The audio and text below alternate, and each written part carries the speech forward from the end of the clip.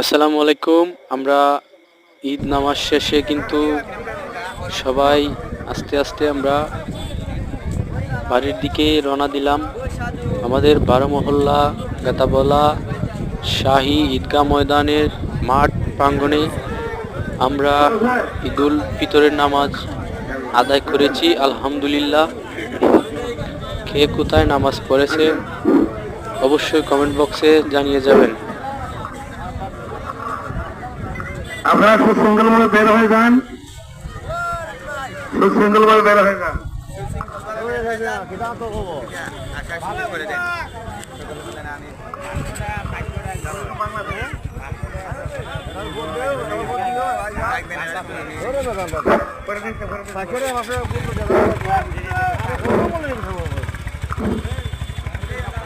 সুশৃঙ্খলভাবে বের হয়ে যান।